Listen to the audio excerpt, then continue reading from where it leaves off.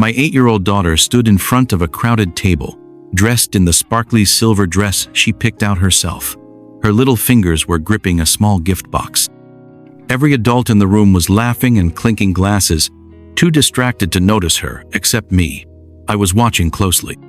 She looked directly at her grandmother, lifted the box slightly, and said, "Grandma, Papa told me to give this to you if you ever ignored me again."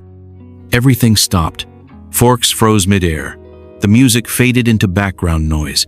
Her grandmother, my husband's mother, gave a tight, confused smile as if it were a joke. But when she opened the box, she didn't laugh. She screamed. A sharp, guttural sound tore through the room, louder than the holiday carols, louder than the gasps, louder than the silence that followed. People rushed over to see what was inside, but I already knew. My husband had packed that box months ago. He told me it was for the day his mother went too far. That day was today. Let me tell you how we got here. How my daughter became invisible in a room full of gifts, and how that small box shattered every fake smile that had held this family together for years. When I married Marcus, I thought I was marrying into a big, loving family. They were loud, close-knit, always organizing cookouts, game nights, and holiday parties. His mother, Patricia, was the center of it all. She had a voice that could quiet a room and an opinion about everything. I thought that was just how strong women ran families. I respected her. I really wanted her to like me. At first, she acted like she did. She smiled during dinners, complimented my cooking, hugged me goodbye. But it didn't take long before I noticed the shift. She would forget to include me in family group texts. She would comment on how different I was from the women in their family, how I didn't grow up with the same values. It was always subtle, just enough to make me question whether it was in my head. Then Luna came along. Luna is my daughter from my first marriage. She was 3 when Marcus came into our lives. He didn't hesitate. He stepped in with patience, love, and every bit of the care a father should give. When we got married, he adopted her legally. We never used the word step in our house. She was his daughter in every way that mattered, and he was her dad. But Patricia never accepted that. At first, she pretended. She'd send Luna a birthday card or bring her a little something on holidays, but the difference was always there. Luna didn't get invited to cousin sleepovers. She wasn't included in matching holiday outfits. She would sit quietly during family events while the other grandkids were doted on. Patricia would call Emma her little princess, buy Nathan his favorite sports gear, and then hand Luna a plastic toy or a book she clearly never looked at. Luna noticed. Kids always do. I tried to explain it away. I told Luna that Grandma was just forgetful, that she loved her in her own way, but every year it got harder to justify. At Easter, Patricia gave each grandchild a personalized basket with their name embroidered in gold. Luna's basket was one of the extras from the back of the closet. That night, Luna whispered to me, "Maybe she thinks I'm just visiting." I didn't know what to say. Marcus heard it too. He didn't speak up, but I saw his jaw clench. That was the first time I thought maybe he was starting to see it too. Still, we kept showing up. I told myself it was for the bigger picture, for family unity, for tradition, for Luna to grow up with cousins and holiday memories. I told myself love didn't need to be proven with gifts or matching outfits, but deep down I was lying to myself. I was staying quiet because I didn't want to be seen as the problem. I didn't want to make Marcus choose between his mother and me. And every time I swallowed my hurt, I convinced myself I was doing the right thing for Luna, that being the bigger person would teach her something important. But I didn't realize it was teaching her that being treated as less was something we had to accept. Marcus and I argued about it more than once. I would bring it up in quiet, exhausted voices after Luna had gone to bed. He would say he noticed but didn't know how to handle it. He didn't want to hurt his mom. I asked him, "What about Luna?" He would nod, promise to talk to her eventually, then go silent again. By the time this particular holiday rolled around, I was emotionally worn thin. I had packed matching outfits for the kids. I brought extra cookies to share. I wrapped thoughtful gifts for everyone in the family.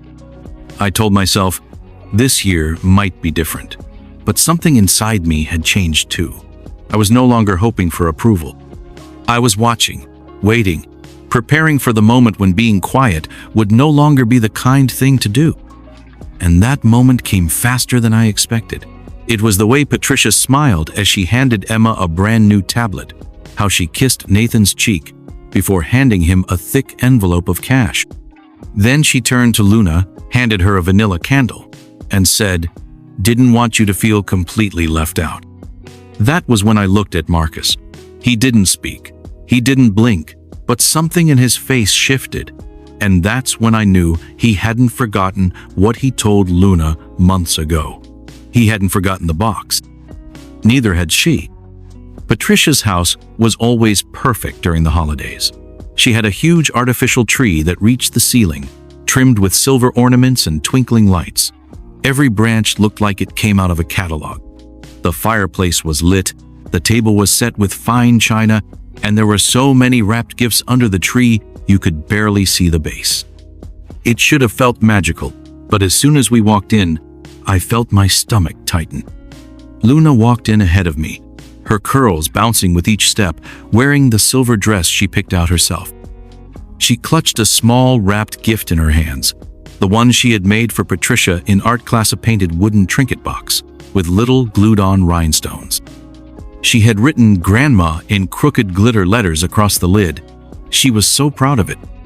Patricia barely looked at her when we said hello. She hugged Emma and Nathan right away, laughing loudly and saying how big they were getting. She handed Emma a velvet pouch and winked. "Don't open it yet," she said, smiling. Then she turned to Luna and said, "Hi, sweetie, you look festive." She glanced down at the gift in Luna's hand, took it without really looking, and set it on a side table like it was a napkin someone handed her by mistake. Luna didn't say anything. She looked at me for a moment, then took a seat on the couch next to Emma. The kids chatted and played, while the adults made small talk. I sat at the edge of it all, watching my daughter shrink slowly into the background of her own family.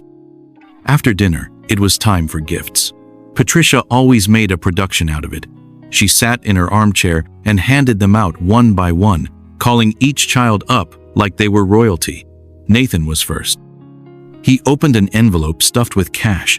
Everyone clapped. Emma went next. She opened a new tablet and a matching bracelet set made of real silver and crystals. She hugged Patricia so hard the tablet nearly slipped from her hands. Then Patricia called Luna's name. There was a long pause before she held up a small gift bag and said, "This is for you, sweetheart. I didn't want you to feel completely left out." Luna stood up quietly, walked over, and took the bag. Inside was a vanilla-scented candle in a plain glass jar. There was a tag attached that read, "To Marcus's girl." That was it. No envelope, no toy, no sparkle. Just a candle and a tag that felt like a knife. I looked at Marcus. He was staring at the floor, his fingers laced tightly together, jaw tight. He didn't say a word. Luna sat down next to me, resting the candle in her lap. She didn't cry. She didn't frown. But I could see her pulling inward, slowly closing off the kind of quiet that stays with a child long after the day ends. Patricia moved on as if nothing had happened. She handed out more gifts. Everyone laughed, ate dessert, toasted with champagne. But I wasn't really hearing any of it. I couldn't take my eyes off Luna. She stayed polite, thanked Patricia with a soft thank you when asked, and pretended to be interested in the bracelet Emma was showing off. Later in the kitchen, I confronted Marcus. "You need to say something," I whispered.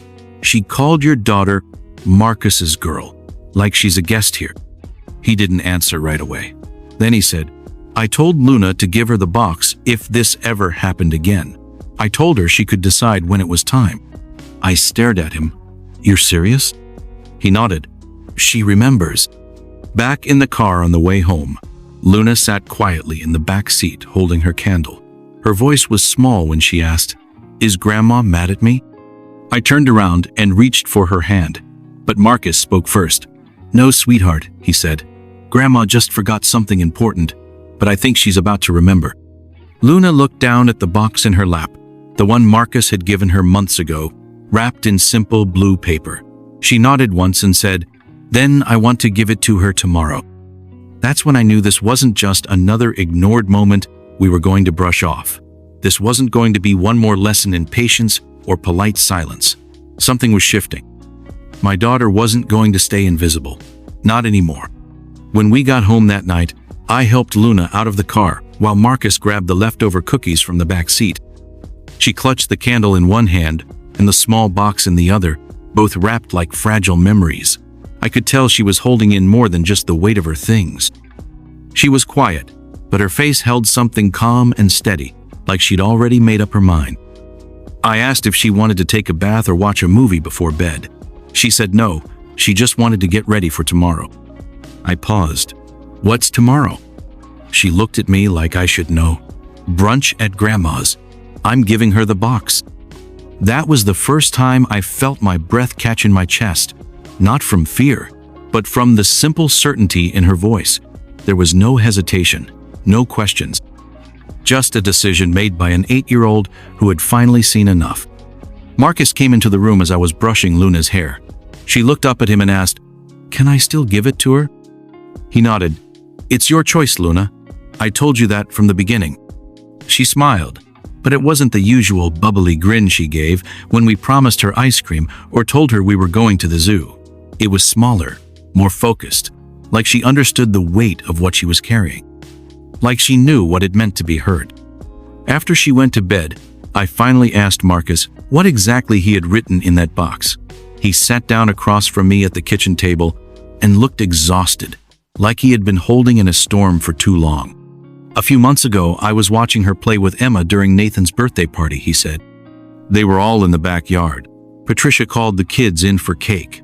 Emma and Nathan got slices with extra frosting and sprinkles. Luna got the end, Piazzano decoration, no candle, nothing. I remembered that day. I had tried to tell myself it wasn't intentional. "She came up to me and asked if she was someone's cousin too," he continued. That night, I sat down and wrote a letter. I printed the adoption papers again. I packed the box. I told Luna she could give it to my mom if she ever made her feel like she didn't belong again. My throat tightened. "And you never told me?" "I didn't want to make it a fight," he said. "I didn't want to drag you into another argument about my family. But I needed Luna to know I saw it. I needed her to feel like she had something to stand on." I had spent years hoping Marcus would speak up, years waiting for him to draw a line. And here he was, having quietly drawn it not with shouting or confrontation, but by handing his daughter the power to say enough. The next morning, Luna got ready like it was picture day at school. She asked if she could wear her sparkly silver dress again. She wanted to redo her curls. She chose the same glittery headband she wore the day Marcus signed the adoption papers. She didn't say it was for luck. She didn't need to. I knew. In the car, she held the blue box on her lap with both hands. No fidgeting, no second thoughts. When we arrived at Patricia's house, everything looked the same. The same wreath on the door, the same smell of cinnamon and ham, the same polite greetings and hollow compliments. But something felt different this time. Not in the room, just in us. We were no longer visitors trying to fit in. We were a family walking in with our truth. Luna sat quietly during brunch. She didn't touch her plate much. Patricia complimented Emma's dress 3 times. She didn't mention Luna's once. When everyone had finished eating and started passing around desserts, Luna stood up. No one noticed at first. Then she walked to the head of the table, right where Patricia sat with her wine glass, and placed the box in front of her. "Grandma," she said clearly, "Papa told me to give this to you if you ever ignored me again." The room went still. Patricia gave a small, confused laugh. "What's this, sweetheart?" Luna didn't answer. She stepped back and sat down. Marcus reached for my hand under the table and held it tight. The box was still closed, but not for long. Patricia picked up the box like it was a prank. She turned it over in her hands, raised an eyebrow, and gave a half laugh that didn't match the silence spreading across the table. Everyone was watching now. Marcus's sister looked confused. Emma stared. Nathan kept eating a cookie, not understanding what was happening. Patricia peeled the blue wrapping paper slowly, like she was performing for the room, but her smile faded the moment she opened the lid. On top sat a photo in a white frame. It was of Marcus in a hospital chair holding Luna the day she turned 3. She had cake on her cheeks and her arms wrapped around his neck. Someone had taken it during her adoption celebration. The caption written in gold at the bottom read, "Day 1, Papa." Beneath the photo was a sealed envelope. Patricia's face shifted. Her mouth pulled tight as she reached inside and opened the envelope with trembling hands. She pulled out the first document. It was a copy of Luna's adoption papers legal, signed by a judge, with Marcus's name clearly printed under Father. The court seal was stamped at the bottom. She blinked hard, like maybe if she looked again it would say something different, but it didn't. Next, she opened a folded letter. It was written in Marcus's handwriting. He didn't flinch as she started to read, but I felt his grip tighten around my fingers under the table. Patricia's lips moved as she read silently, her face falling with every word. It said, "Mom, if you're reading this, it means you have hurt my daughter again. Not just mine by love, but mine by law, by promise, and by choice. I have spent years watching you treat Luna like an outsider. I hoped it would change. I hoped you would open your heart the way I did. But if she ever had to hand you this box, it means she saw what I saw, that you don't consider her real. Luna is my child. She is your granddaughter, and if you cannot love her equally, then you don't love me. I will not allow her to grow up thinking she has to earn a place in this family. She already belongs. She always has. If you cannot accept that, you will no longer be welcome in our home or in our lives." Marcus. When she finished reading, Patricia dropped the letter onto the table like it burned her fingers. Her face was pale. She looked around, searching for someone to save her. No one spoke. Then, like something inside her cracked, she screamed. Not a sob, not a gasp, a scream. Sharp and raw, like a curtain had been ripped away from everything she had pretended to be. She stood up so fast her chair scraped against the hardwood. Emma flinched.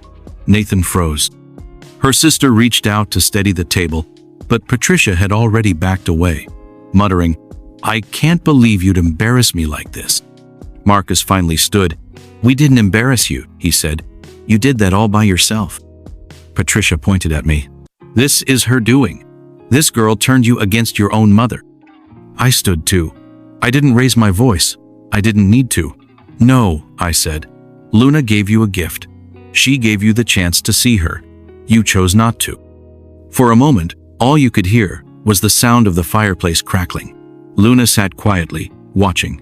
Not scared, not confused, just watching the truth unfold. Marcus turned to her and held out his hand. "Ready to go?" She nodded and stood up. I grabbed our coats and helped her into hers. No one stopped us. No one said goodbye. We walked out together, me, my husband, and our daughter, leaving behind the house filled with decorations, perfect centerpieces, and empty approval. In the car, Luna buckled her seatbelt and looked straight ahead. She didn't say anything right away. Then softly, she asked, "Do you think she read the whole letter?" Marcus looked at her in the rearview mirror and said, "Every single word." Luna smiled. Not big, not dramatic, just enough to tell me that something inside her had settled. Not because Patricia had changed, but because she didn't need her to anymore. We didn't go back to Patricia's house after that day.